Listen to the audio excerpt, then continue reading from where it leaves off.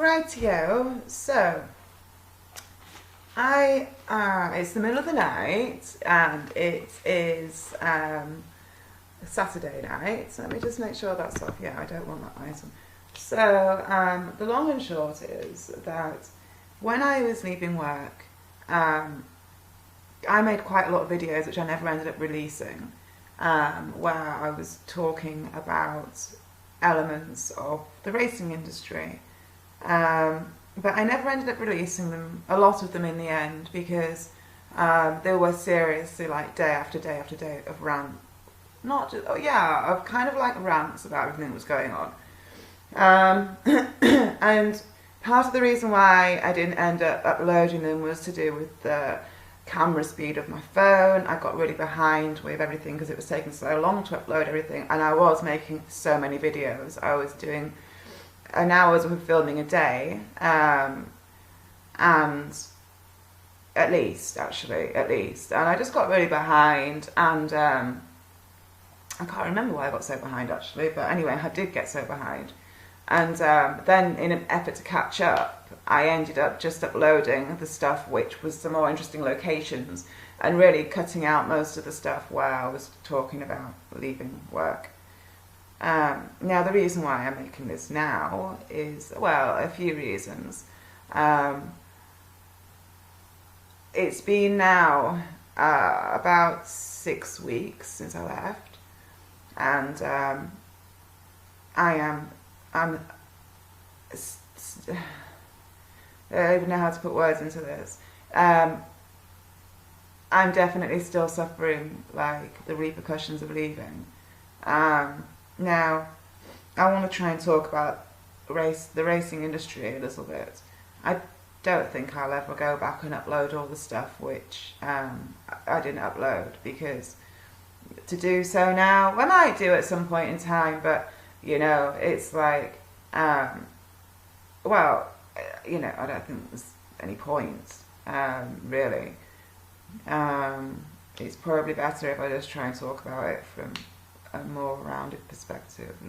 Just try and talk about it in a way which people can understand better. Because if you haven't worked in horse racing, you are not going to know, you're not going to get it.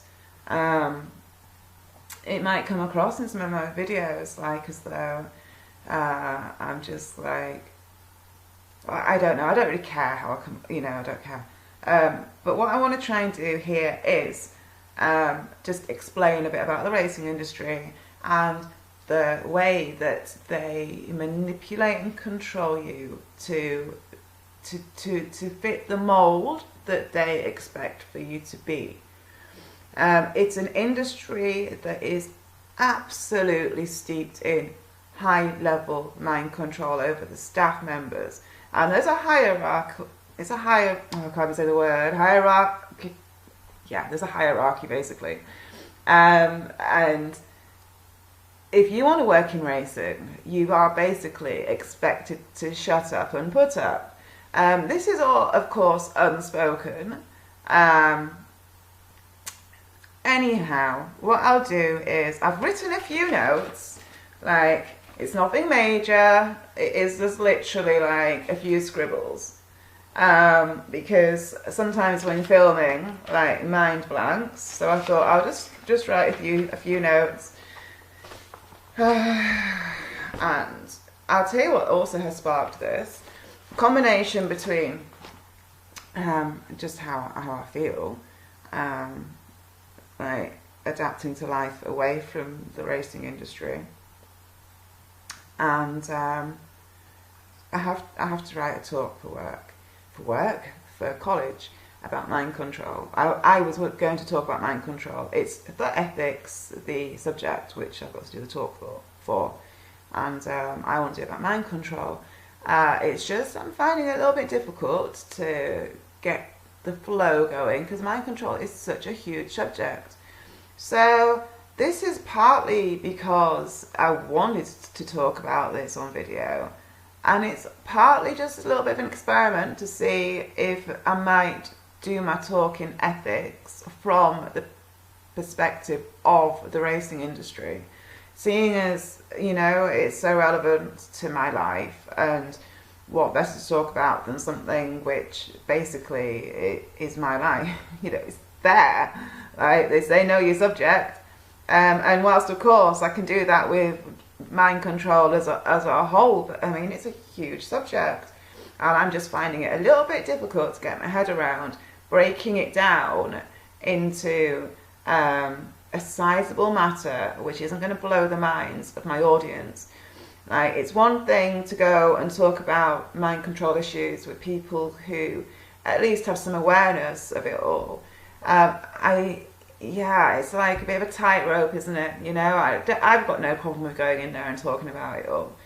But what I don't really want to do is alienate my tutor by going in there and like talking about black ops and stuff too much.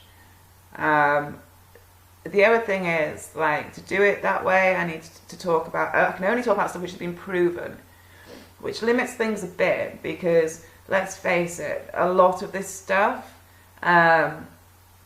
short of going into HARP and yes, there's so much out there which we can prove, but from the perspective which I wanted to take things from, it really was more to do with your trauma-based mind control, which, yes, there's a lot out there proven, but it just feels like such a huge task to try and break it down into 10 minutes, into cue cards, which I can, like, because I can't even write this speech, I've got to just do it.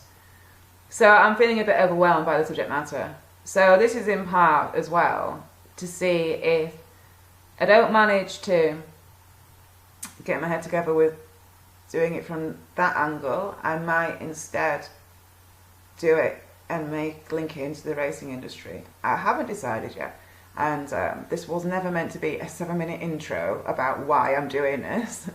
Maybe I should just cut now. But anyway, now I've discovered on YouTube that you can like trim your work down. This might all get trimmed. So I'm going to talk about racing, horse racing. But not from the perspective of the horses. This is going to be about the perspective of the staff. And let's see if we can try and get this done quite quickly without it turning into like 6 hours. It's not going to turn into 6 hours.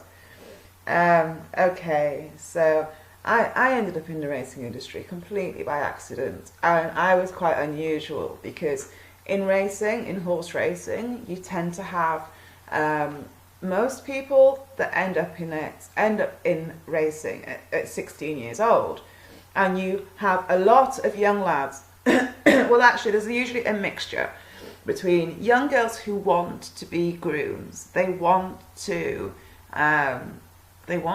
be grooms. That's what they want to do. They maybe have had a parent that's into horse racing, and they have probably grown up going to the races, seeing the lead up before they run, and they obviously have like ridden or wanted to ride, because they have. If you want to work in racing, you have to go to racing school if you're below 18. And so most people that work in racing have got in that way. They start at 16 years old.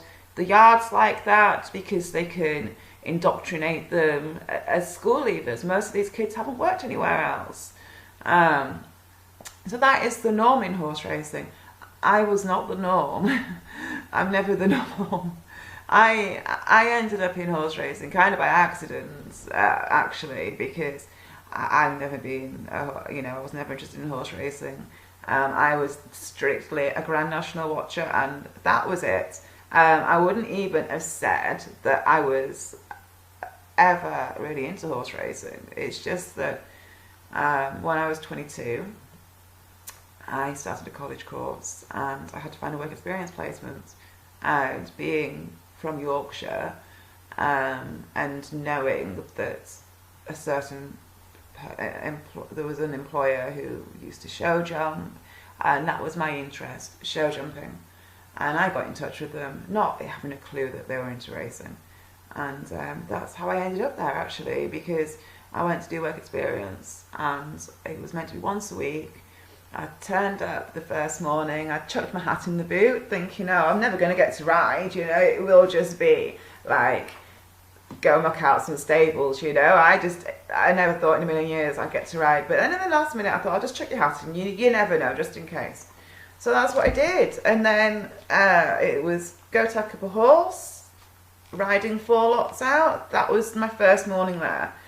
And I was like, oh wow, this is great. It was great fun. I'd never even thought about riding a racehorse before. I thought and most people think they're going to be nuts. And yeah, some of them are a bit nutty, but no more so than like normal horses, like in the normal world. Anyway, that was how I got into it. And I ended up, in the end, leaving the college course and going and working for them full time. So that was my introduction into the racing world. It didn't exactly, like, obviously I hadn't been indoctrinated from 16. I'd worked in the normal world. And so I knew what was exploitation. I knew what was brainwashing. I knew a lot. You know, they came down on me hard.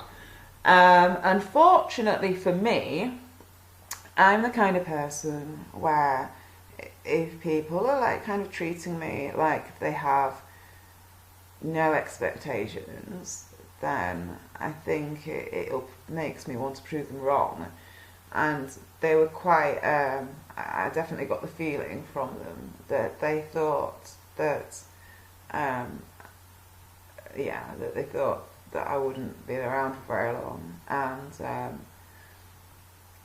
it's clever, you know, they're very good at sussing people out and figuring out how to get what they want from them, because definitely the reverse psychology technique at the time, being a young, a very headstrong, I think I was 22, 23, when I've actually, because I started the course when I was 22, but I just turned 23 shortly afterwards.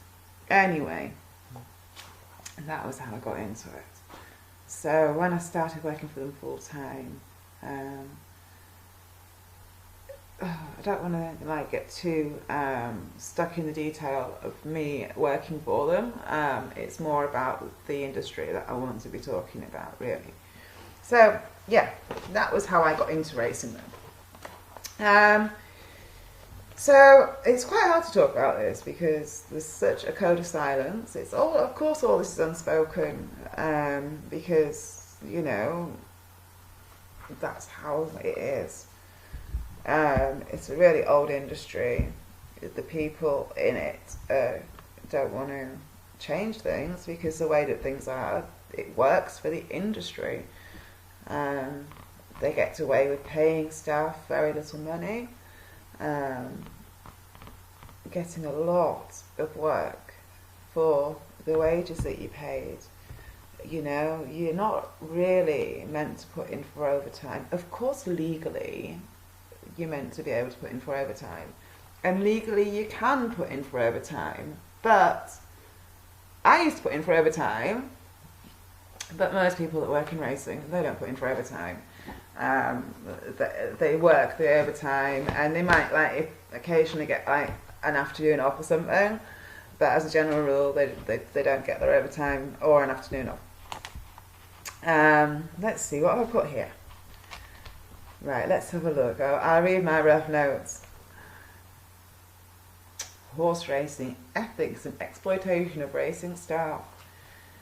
This sport relies on exploitation, secrecy, brainwashing, intimidation, low pay, workplace bullying, code of silence, mockery for having a heart, all of which is very true.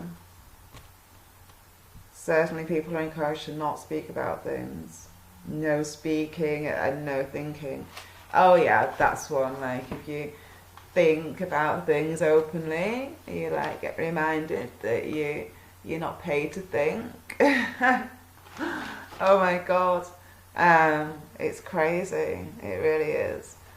Now,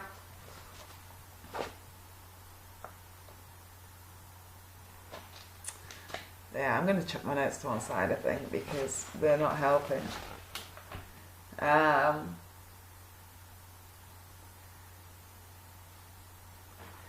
I didn't even want to really leave when I started my college course. I wanted to do the course and work part-time. But of course, they couldn't have me do that because as I wrote them a letter,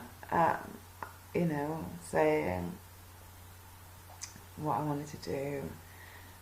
Bear in mind, I will be 40 before I know it. It's only 3 years away. And you can't work on minimum wages in such a hard job forever.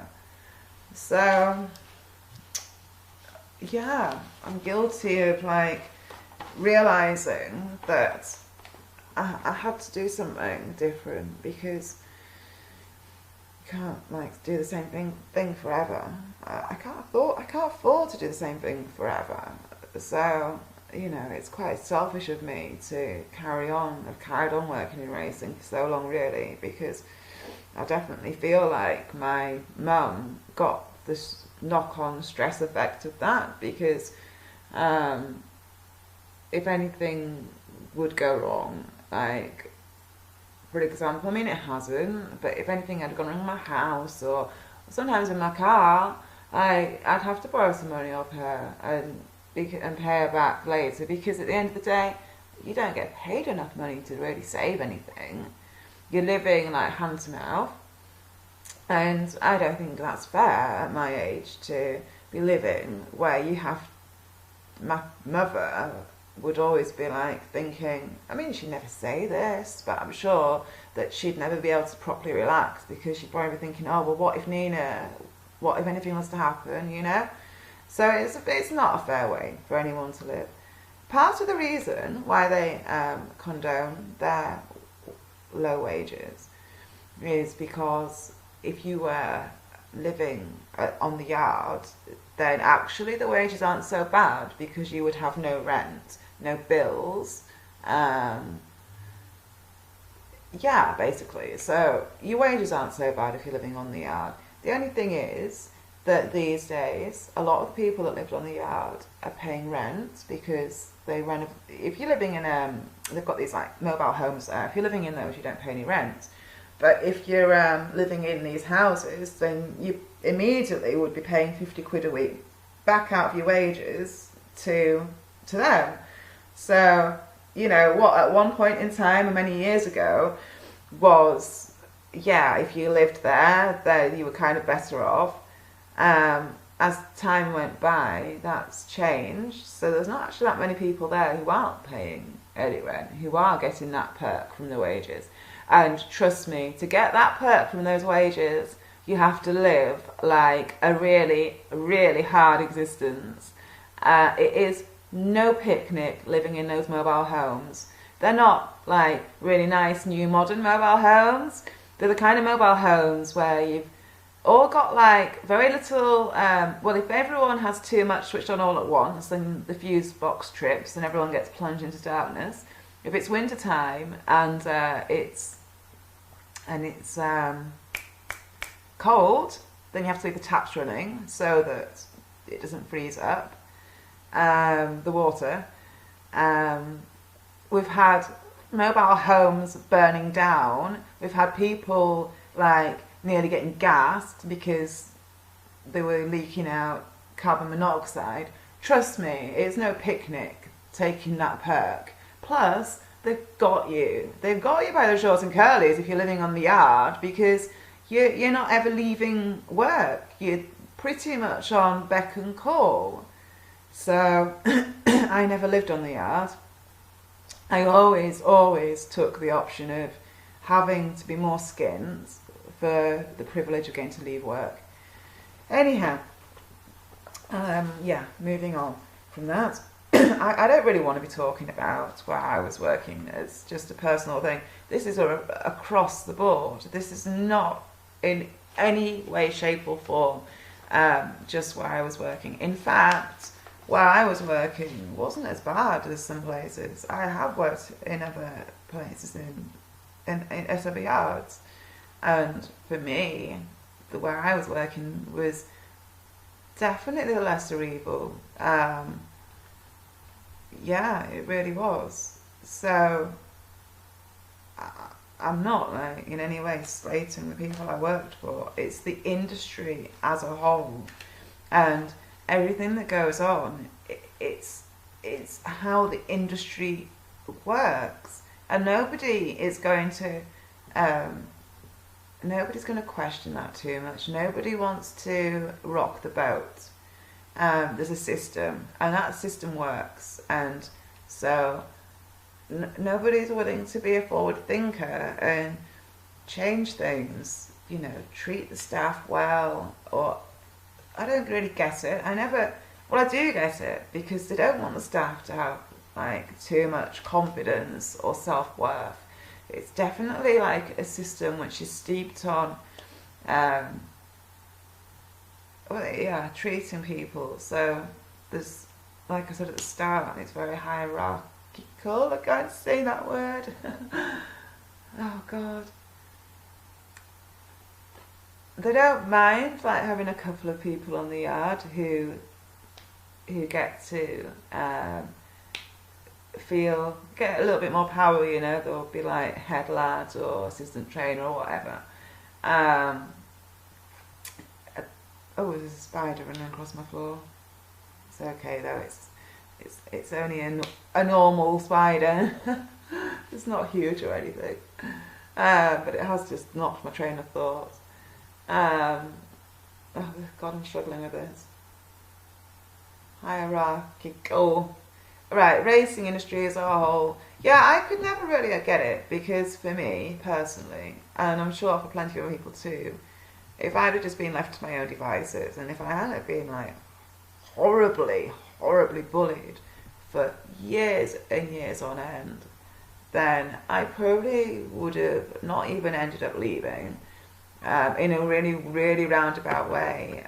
The bullies did me a favour, because I got so sick of it and so depressed, and like,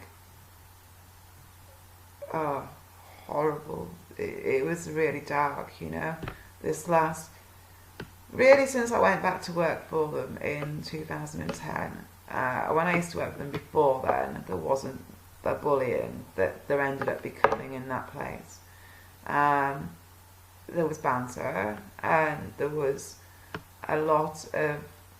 banter, and there was the same levels of control and stuff, but that came more from the top, whereas by the time I'd gone back, my bosses had taken a little bit more of a back seat with age and stuff, and allowed the people that were like scrambling up the ladder to be at the top, they were allowing them to like do the manipulation, bullying and intimidation techniques that before they used to actually do themselves.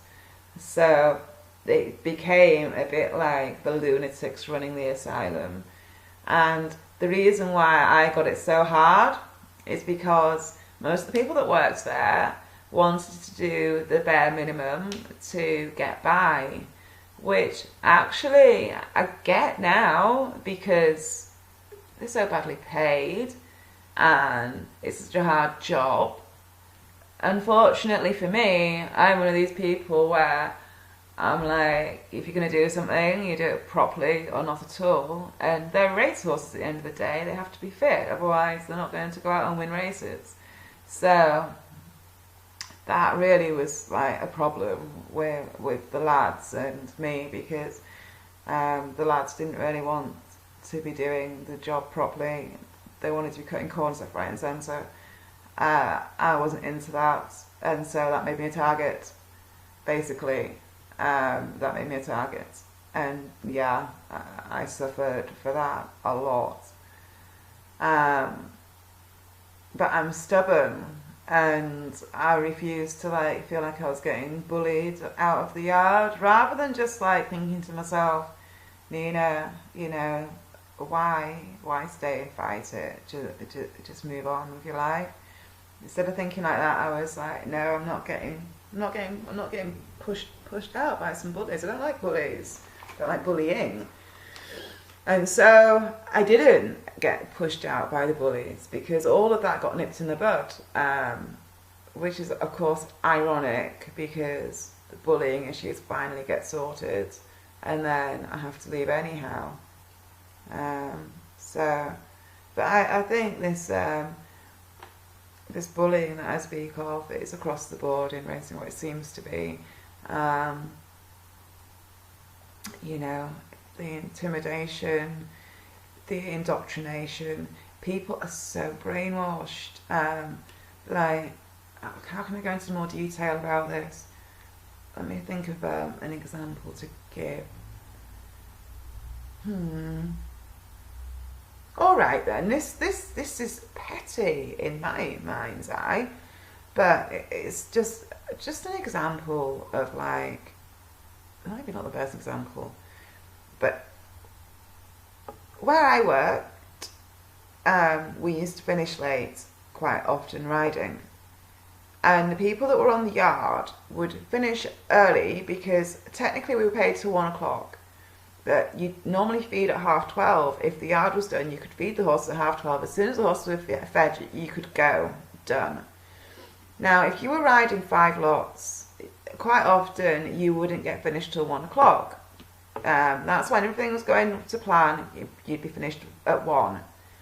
But the plus side was that if you only had 4 lots, you'd be finished at 12:30 and gone. So they've decided to, like, change the rules a bit so that nobody was meant to really be able to leave till 1 o'clock, so that it would be a bit more, well, the way they were seeing it was so that it was fairer, which, yes, on one hand it would be fairer, but from my perspective it's like, yeah, that means that if you get 4 lots, you're not having the perk of getting to leave early, because it's going to always be 1 o'clock type thing. And I just thought it's really ridiculous, you know, just leave it as it was, because at the end of the day, like I said, then you can enjoy the perk if you only have 4 lots.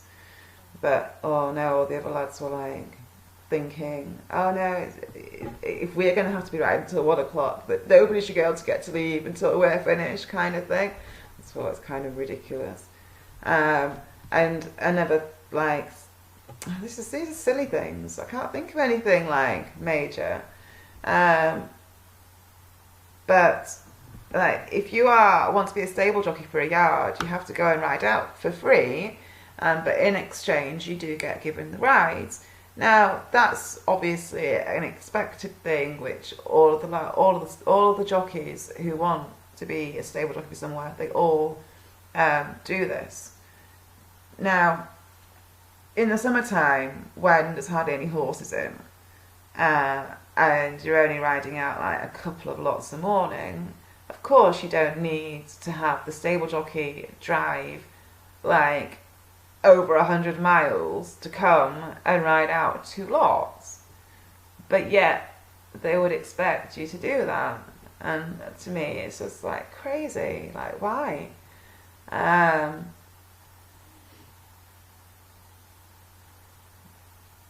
This is going downhill, isn't it? Because I'm like totally losing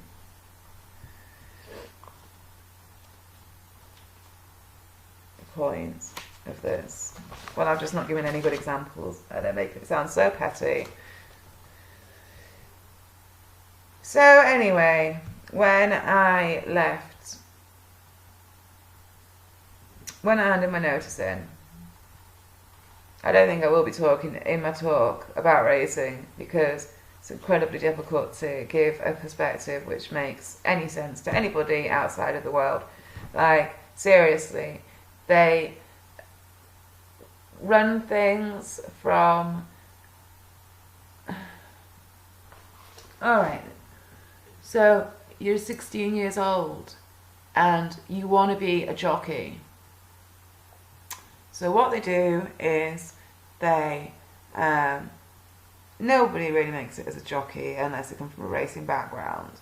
But most of the lads that work in racing go into it because they want to be jockeys, and they don't know that you only make it if you're from a racing background. But there might be the occasional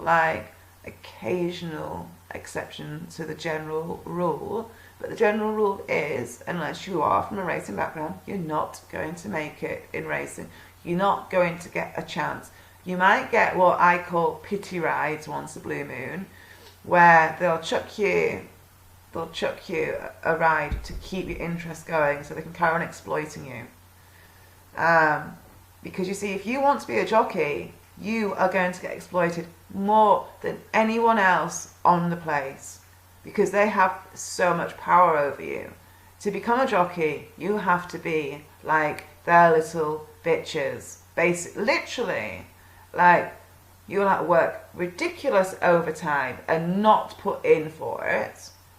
So, if you're going racing in the summertime and it's evening racing, you might not get back till 2 in the morning. And they will expect you to either be out at 7 in the morning like everyone else, or if you get back really late, then you'll get like till 9, start at 9 instead. When everybody else finished at 5:30 the day before, you're like finishing at 2:30 in the morning and you're getting till 9 o'clock. I mean, hello, like how's that right? How does that make any sense?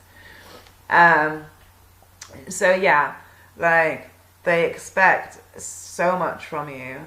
They are never going to turn around and say to you, you're not going to ever be a jockey. They'll say it behind your back, but they won't say it to your face. Why would they do that when they get everything from you? They take your dreams from you, and they keep you hanging on, thinking that you can make your dreams come true. But you're never going to get some dreams to come true. Like, seriously.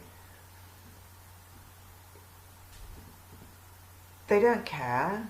All they care is getting the work from you, because they need workers, obviously. And it's not a fair system where they're going to get workers because they're paying like wages which are going to encourage people to work there. So they have to go for the illusionary techniques where people think that they're going to have a career and that all the hard work will end up paying off, because they're going to be jockeys. They're going to be raking it in. Like, first off, not many jockeys actually rake it in. Second off, even if you do make it as a successful jockey, you have got a limited lifeline.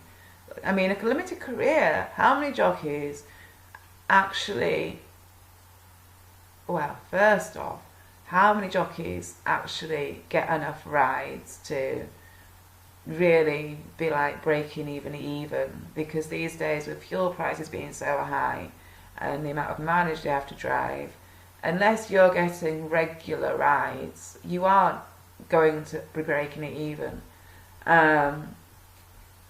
Anyway, so yeah, out of all these young lads, unless they come from a racing background, I would say probably 10% of them might get rides. And out of that 10%, most of them will be getting what I call pity rides. Like, a bit like being chucked, a bit like, well, yeah, it's a pity ride, you know? They can see that the lads are starting to get disheartened. They can see the lads are starting to think they're not going to make it as jockeys. So they give them a ride on a crap horse, and they give them a ride and reignite their passion, reignite their interest, so they can start the cycle all over again. And I should add, as a general rule, most people that end up in horse racing are not really, as a general rule, they're not the brightest, academically wise. They'll be street smart kind of thing. But even if they're street smart, if they've got a dream and they want to make it in horse racing, they are not necessarily going to realise what is happening to them psychologically. I mean, this is clever. Brainwashing's clever. They don't just do it overnight to you. And if you join a yard as a young lad or lass, and everybody else is already indoctrinated in the system, you are quickly going to, well, A, you're going to think that's your expected behaviour, that's how you're meant to behave. everyone else is doing it. So you are going to either fit the mold, or if you can't do that, then you're going to leave. So the people that end up staying are fitting the mold. I am guilty of fitting the mold. The slight difference was that I knew that it was going on and I hated it. But, oh my God, I ended up doing it. It's a bit different with the women in racing because you're being exploited for your love of horses. The lads are being exploited because they want to be jockeys. The women are being exploited for their love of horses. For me, that's how they got me. That's how come now, 6 weeks down the line, it's like I can only compare how it is for me now to when I split up with my ex of nearly 10 years, and it was a tough time, and I'm kind of at that stage now where I'm starting to feel better, but if I see any, oh God, I can't even look at any of the pictures of I haven't even been to see my favourite horse, my mare, because the only way that I'm like dealing with this is by kind of like trying to keep my heart as protected as possible by not really opening myself up to all the wounds. And it's horrible. It's horrible because I'm like on one hand desperate to go see her, but on the other hand desperate to not re-trigger myself back into despair and, oh God, despair basically, and guilt and depression and all the rest of it. I've got to be able to function. I've got to be able to do this course. It's only like 7 months and I'm already 6 weeks into it. I've got to be able to do my work. And if I'm like in the pits of despair and depression like I was when I first started the course, then I can't do anything because I'm coming home, putting my PJs on and sleeping, because that is what you do when you're mega depressed. Alright, I might be able to go outside and like laugh and joke and put a front on enough to be able to do the course, but if inside you feel so wounded and so damaged and so traumatized, you can't do your work.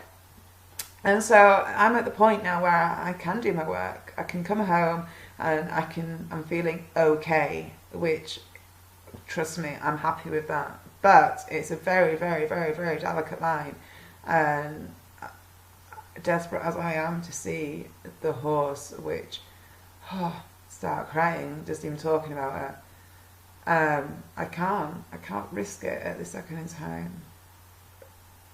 Heartbreaking as I used to say. I wish that I could remember where I was going with that. Oh right, yeah, I was talking about how with the women it's a bit different because they have you by the heartstrings. So that's how I mean, there isn't that many girls who stay in racing beyond about early 20s, because most women end up settling down and having kids.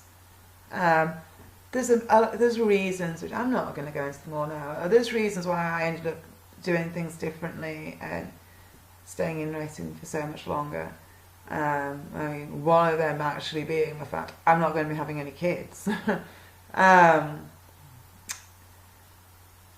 But anyhow, it's a different story, isn't it? I remember when I split up with my ex and I was at the same stage as what I'm at now with the horses, where I was feeling like loads better and everything was like kind of starting to get better in my life. Because you see, when you've been with someone for like nearly 10 years, it's a long time. It's a long time. Anyhow, then I saw him in town. I hadn't seen him since we split up. And I saw him. I hadn't seen him or spoken to him. And I saw him in town. And everything came flooding. Like, it's the weirdest thing. Unless you've been in that situation where you have been, like, kind of in love and stuff, which, I mean, obviously I loved him. We were together a long time. And then when you split up, you like protect your heart. You don't necessarily realize you've done it until you see the person or whatever it is again, and everything comes, all the emotions come flooding back in. It's the weirdest thing. It's horrible actually. It like brings everything flooding back. And anyhow, so this is why I haven't been to see her, because I know it's going to be like, on one hand lovely to see her, but then on the other hand it's going to be like desperately sad, you know. I am going to go see her actually next week, because I'm off college for the week, and I've decided like no matter what happens I'm going to go see her then. I've got to, because it's getting to the point now, it's getting ridiculous. I want to go see her like every weekend, really. I just had to, like I said, be careful. Anyway, let's move on from me like going on about that from that aspect.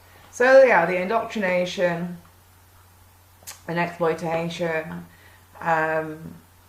and it does, you know, it works. The system works. People basically end up becoming really brainwashed into the way that world is. It's really sad, and it's kind of like quite embarrassing for me to admit it, because, you know, obviously I'm not excluding myself. I might have been aware, but I was still doing it. And I mean, I think that when I handed my notice in, well, I didn't exactly hand it in. I wrote them a letter explaining that I needed to go to college and I needed to start to think about my future, because, you know, obviously I'm not getting any younger and I can't do it forever. Yeah, I knew my course was only 3 days a week, so I really wanted to work the other 3. I didn't want to work the other 4 days a week, but I did want to work the other 3 days a week, and then have 1 day off. Although with hindsight, I probably could have worked 4 days a week, but that's by the by. And I really, so stupidly, did think that they were going to say, yeah, you can do that. And instead, I got told it was either or, you can't do both. So that was that. I had to make a choice. And obviously, I chose to leave because, well, it was never negotiable from my perspective. Maybe they thought that I think they thought I wouldn't leave, to be honest. I think they thought, no, she won't leave a horse, you know, she's like not going to do it. And I wish to, you know, I really wish I could have like not left, but I was also mad because, you know, it's hurtful like to give so much of your life to multimillionaires, and then when it wasn't even like they said, look, do you want a pay rise? Which is a good thing, because actually it would have made it harder if they'd have done any of that. They got out of me like a managerial person on the same wages as everyone else, someone they could trust and everything, but pay the same wages as someone who's 21 and just started working for them. Crazy, isn't it? Anyhow, getting back to the point, what else was I going to say? All right, so when I gave my leaving date, and I was definitely going, that was that, and they knew, right, well, she's definitely is going to do this, she's definitely going to go, rather than just think, oh, fair enough, you know, oh, they got mega paranoid. And now I always knew all along the reason why they wouldn't let me work part-time for them and go to college was because doing that would potentially allow other people on the yard to think that if Nina can go to college and potentially go to uni, then maybe we could too. And so it was ridiculous, because we were all at different places in our lives. Like, I'm like 20 years older than some of the people that work there. the closest person in age to me was the assistant trainer, who is 7 years younger than me, I think, or maybe 5 years younger than me. And even he's, well, anyway, the thing is, he's not ever going to do this either. So, not only that, but I hadn't told anybody any of these plans. I kept it all to myself. Because I knew they'd be paranoid about me rocking the boat. And whilst my higher self thought it would be, the best thing would be just to cut the cords and leave properly,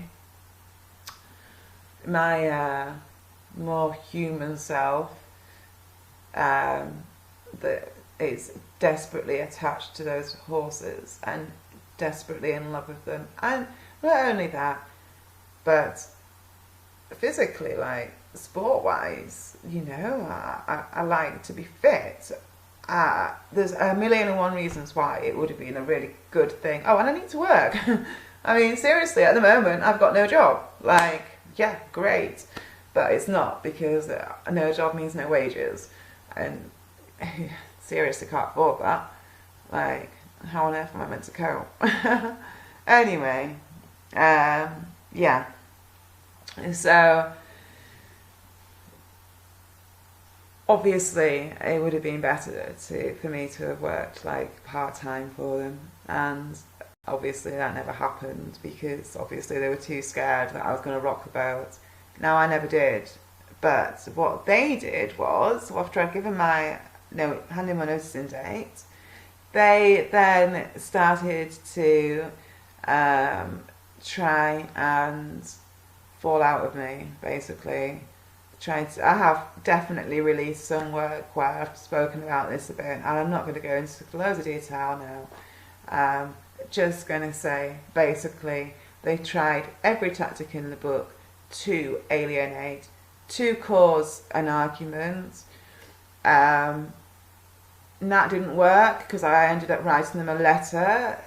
I was really hurt, you know, that she was trying to accuse me of trying to cause the staff to strike, all sorts of stuff, which, whilst I can't deny it would have been kind of cool if I had been doing any of those things, I really couldn't, even if I had wanted to be like that. Couldn't. I want to go and see my horse, you know. They still got me by the short and curlies, really, because even doing this is like a majorly risky thing from my perspective, because, you know, like, I am sitting here discussing the darker sides of racing and the mind control elements, or I might not be doing a very good job of it, but that's what I'm trying to do. You know, I have nothing to lose on one hand, but on the other hand, I do have things to lose. You know, I don't want things to be so that I can't go and visit the horses. I know I haven't been yet, but that's because of how hard it's been and how like fragile everything's been and fresh and wounded and all the rest of it. That doesn't mean that I'm not going to want to go and see them. So anyway, look, at some point in time people need to start like speaking about this, and maybe it's a bit selfish of me that I haven't like really I'm like putting like certain elements of my own wants and needs before like what's really right, which is really someone should be shedding as much light on this as possible, because, well, everyone's keeping quiet and nobody's like really realising, and even the people that do realise, like myself, are still keeping quiet for the most part. It just allows the system of abuse and control to continue.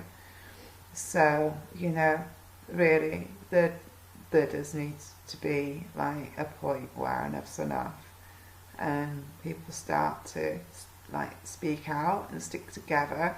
And that revolution I got accused of being like, of starting, yeah, maybe at some point in time I should start that revolution and just get on with it. Um, we'll see. Like, we'll see what the future holds. I think I'm gonna wrap this up. I'll just have a little peek at my thing, which I've not even like read. Oh, oh, that was spooky. Um, it was just the shadow from this though, going across the camera. Because I'm using the camera on the computer, which I know you used before. It's not the best, but anyway, it'll be alright. Look, I've not really spoken about anything on this list because I've touched on it.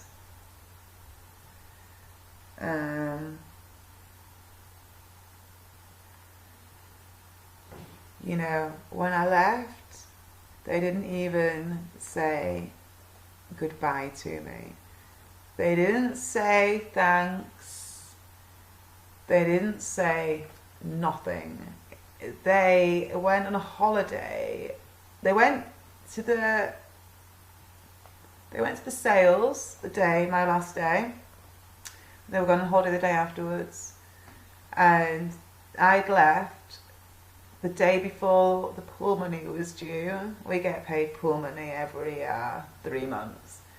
And they didn't give me any pool money. They should have given me the pool money. I'd like totally worked for it. Nothing. Like, now, fair enough. They might have thought we don't need to say bye to her because we'll see her. She'll be up to see to see her horse and stuff. But yeah, I just really felt like they were like actually really mad that I hadn't taken any of the bait. That instead of taking the bait, they were trying to like hand out when they were trying to blacken my name and stuff. Because I found out after leaving. I mean, I knew it was going on, but I found out I had it confirmed after leaving. Just the extent, like they'd gone around owners and stuff and been saying stuff like, not just why didn't they just say the well, we know why they didn't say the truth, but seriously, like, why didn't they say, oh, she's getting quite old and like, she's got other priorities like in her life now, but instead it was like they had to make out that we weren't getting on, and that was why I was leaving. Well, whatever. Like, I suppose they have reasons to be paranoid. I think they know that I know. They know that I know what goes on. And they know that I don't agree with it. I mean, they know that because it's not hard for people to know. Just because I kept quiet, it didn't mean I ever agreed with it. And said that, yeah, I suppose they have reasons to be worried. I was hurt because I didn't think it was justified for them to be any of the ways they were being. But I suppose, I can see why they'd be quite concerned about me leaving. And it's a shame, but it is what it is, isn't it? Alright, look, this has gone on for so long. I'm really sorry. It's so hard to talk about all this stuff without like rambling in places, and it's really hard to stick to the point, especially when it's all so personal.